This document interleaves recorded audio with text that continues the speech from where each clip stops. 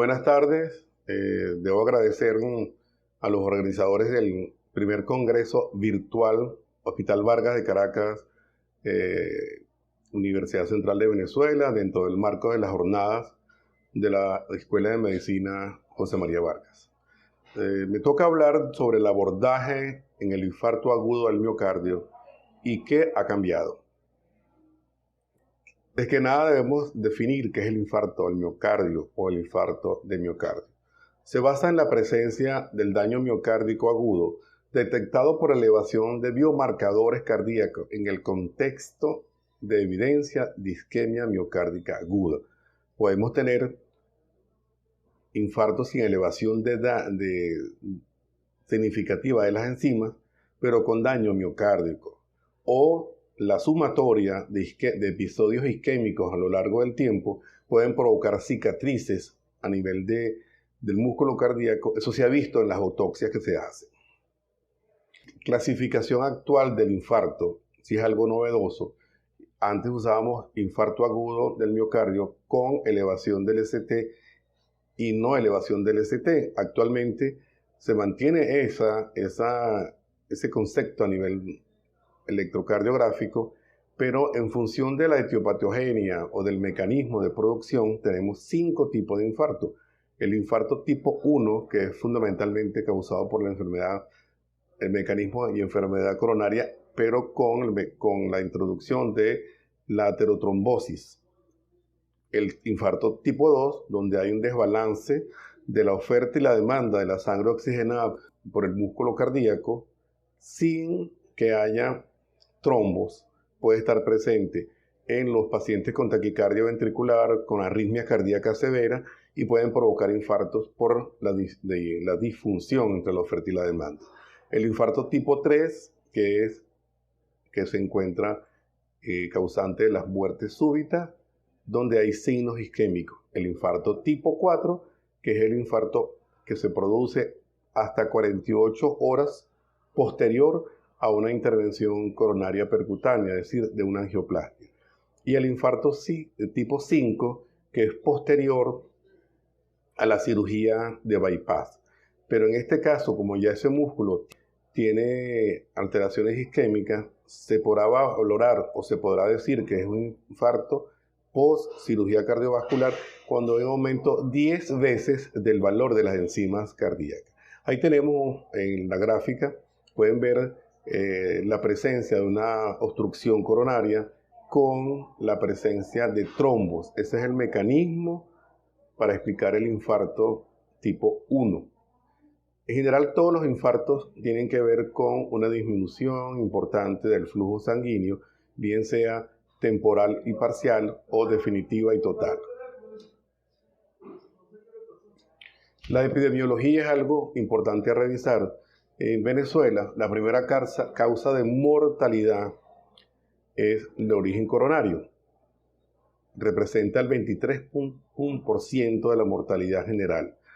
Pero cuando sumamos todas las causas cardiovasculares, inclusive la diabetes, que podemos considerarla una enfermedad cardiovascular que se manifiesta únicamente con la glicemia elevada, llegamos a una cifra que es demasiado importante y llamativa, que corresponde al 33.7% de todas las causas. Es la primera causa de mortalidad en el mundo, representa el 12.8% de todas las muertes. La morbilidad varía en Estados Unidos de 70 a 130 personas por 100.000 habitantes.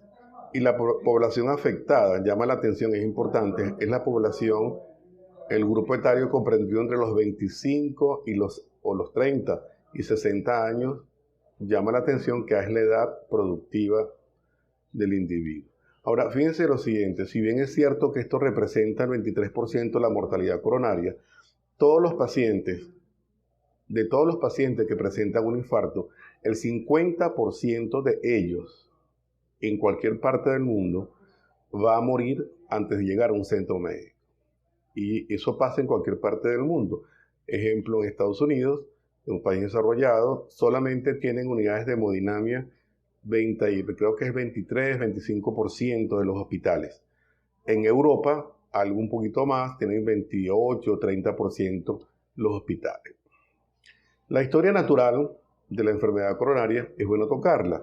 ¿Cómo debuta la enfermedad coronaria en el hombre?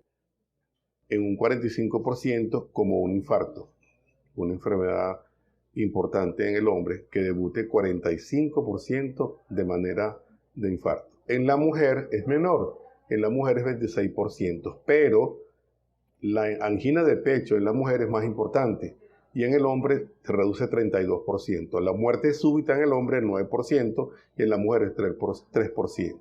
Llama la atención que si bien es cierto, en el hombre representa el infarto, la primera aparición de la enfermedad coronaria, hay más muertes en las mujeres hospitalizadas que en los hombres hospitalizados. No tengo a la mano la cifra exacta. Pero en todo caso, la mortalidad hospitalaria en general representa, en todas las condiciones, representa el 15% de las personas hospitalizadas. Es importante hablar de los factores de riesgo. Es todo aquello que contribuye a que la enfermedad aparezca y se mantenga. Tenemos los modificables y los no modificables. Vamos a hablar primero de los modificables, que es sedentarismo, obesidad, tabaquismo, estrés, colesterol elevado, síndrome metabólico, alcohol, diabetes e hipertensión. Todo esto son modificables, bien sea que puedan evitarse, como el sedentarismo, el tabaquismo, el alcohol, o pueden tratarse, como el caso de la hipertensión arterial y la diabetes. Tenemos los no modificables, que es la edad, el sexo, la raza, la herencia, y vamos a colocar ahorita, y en letras mayúsculas, el COVID interrogado, porque se dice mucho del COVID y el corazón. Acuérdense que el receptor o quien recibe el COVID en los órganos blancos, que son corazón, pulmón y riñón, es la enzima convertidora de la angiotensina y se encuentra en esos 3 órganos. Vale decir que la gente mayor o la gente que tiene hipertensión va a tener más problemas cardiovasculares en COVID, pero como consecuencia del aumento de presiones pulmonares en un corazón que puede tener problemas isquémicos. Y en el caso de la gente joven, puede ser aparición de pericarditis. Pero en todo caso, ponemos COVID interrogado, porque de COVID no sabemos nada todavía. Bueno, ¿cómo se presenta clínicamente? ¿Es un dolor opresivo, irradiado o no? Puede ser al esfuerzo cuando es estable o el reposo inestable, que dure más de 30 minutos. Eso es importante. Con o sin manifestaciones vagales, sudoración fría, palidez cutánea mucosa. Lo que siempre refieren estos pacientes es una sensación inminente de muerte. Vale decir también que 20 de estos pacientes que tienen infarto no tienen dolor. Y de ese 20% de pacientes con ausencia de dolor, el 80% son pacientes diabéticos. Ahí estamos en la gráfica. Aparte del interrogatorio, debemos hacer inmediatamente un electro. Vamos a ver que vamos a conseguir un supradesnivel regionalizado en función de las arterias tocadas, o si es en todo el electro, en las 12 derivaciones que hay, podría corresponder a una lesión de tronco principal. Como ustedes ven, la evolución supradesnivel, después infradesnivel y después va quedando las T negativas. Bueno, esto lo paso rápido, pero yo le puedo prestar después, si quieres, la presentación. Lo otro importante es la cuantificación de las enzimas cardíacas. La primera enzima se verten al torrente sanguíneo es la troponina, que es en las primeras 6 horas, con un pico en las 12 horas. Luego tenemos la CK-CKMB. La CKMB, parece que la CK puede elevarse en cualquier traumatismo de músculo estriado, pero la CKMB es fundamentalmente, formalmente, de daño del músculo cardíaco. Y luego tenemos la aparición de las transaminasas y la deshidrogenasa láctica. Esto es el esquema más o menos, ¿ok? ¿Qué hacer en un paciente que tiene un infarto?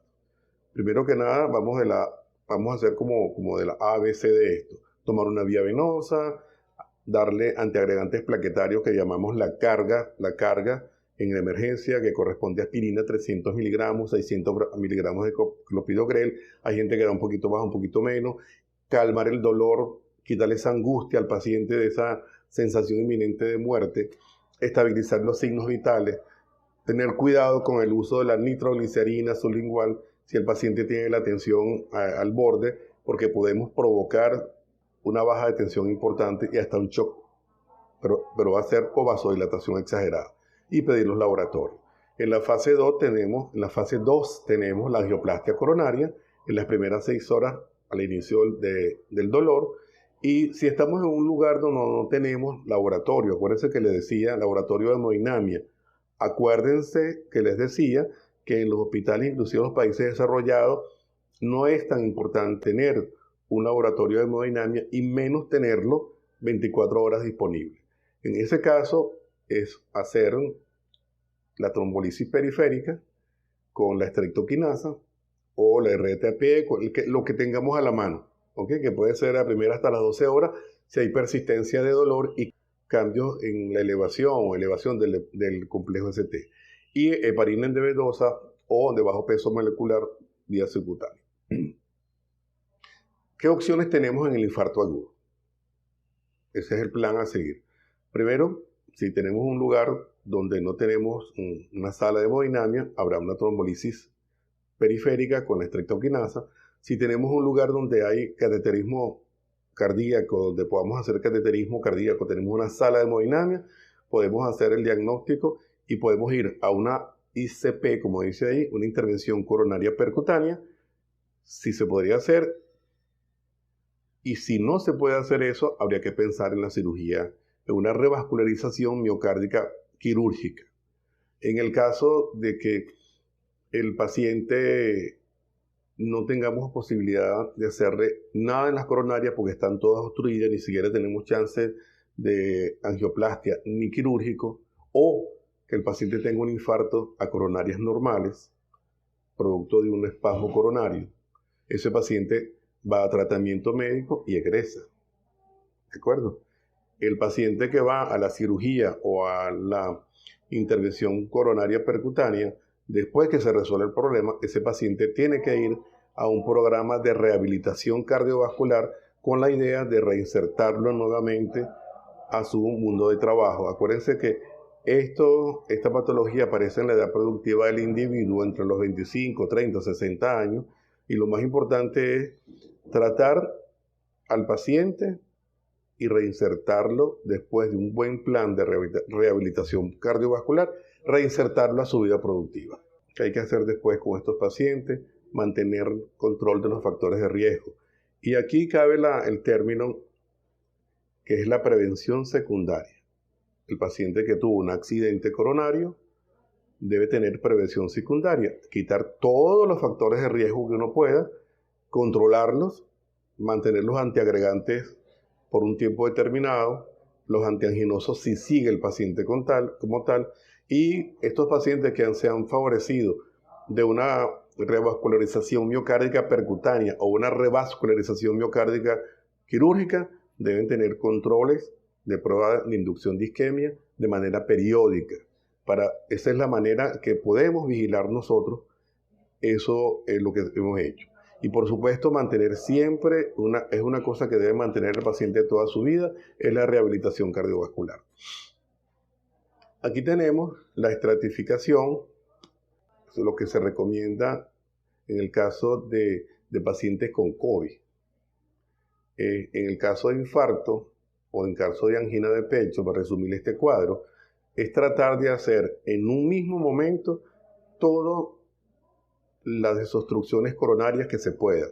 Si hacemos el cateterismo del paciente que llega con un infarto o con una angina de pecho, vamos a hacer un poco más amplio aquí, que no es el tema en cuestión la angina de pecho, y se consiguen una arteria, 2 arterias y hasta 3 arterias obstruidas, lo que corresponde y lo que se recomienda en estos casos es tratar de abrir las 3 arterias para evitar nuevas apariciones del paciente en la sala de hemodinamia. Eso disminuye los contagios del personal médico, disminuye la agresión al paciente con COVID, y eso sería lo ideal. Claro, eso es cada paciente debe ser evaluado como tal. En época de pandemia, como la que estamos viviendo en este momento, un paciente que llegue traído por una ambulancia a un centro que tengamos la unidad de hemodinamia, que podamos ofrecerle al paciente una intervención percutánea de emergencia, tenemos que evaluar en los primeros 60 minutos si podemos hacerle una prueba de descarte de COVID. Si la prueba se puede hacer y es negativo, pasa a la unidad de hemodinamia. Si es negativa, procedemos a hacer la trombolisis periférica. En el caso del paciente que llega espontáneamente, siempre es igual. Si el paciente se le puede realizar la prueba en 60 minutos, el paciente, y es negativa, el paciente irá a una unidad de hemodinamia a favorecerse de un cateterismo cardíaco y una probable angioplastia coronaria con implantación de stent. Si no, debemos hacer la fibrinolisis y posteriormente estudiar al paciente una vez que se haya descartado su problema de COVID. Y si no se descarta, tratamiento médico y posteriormente el paciente iría a la sala de hemodinamia. En el caso del paciente hospitalizado es lo mismo. Si el paciente puede hacerse, se le puede practicar la prueba de COVID para descartar COVID en los primeros 60 minutos, el paciente pasará a favorecerse de un estudio hemodinámico. En el caso contrario, el paciente se va a favorecer de la fibrinolisis periférica y posteriormente, estable, el paciente ya con resuelto su cuadro de COVID será evaluado y tratado en una unidad de cuidados de hemodinámica. Bueno, ya para finalizar le voy a presentar esta figura que es bien interesante. Se dice que es una figura que se dio la viuda de Eiffel, donde dice que es la creación del hombre. Dice 4 cilindros, los 4 cilindros, las 4 cavidades del corazón, 3 tiempos, sístole, descanso, diástole, 75 revoluciones por minuto o vueltas por minuto, la frecuencia. Esto debería marchar en buena línea durante 100 años. Muchas gracias por su invitación.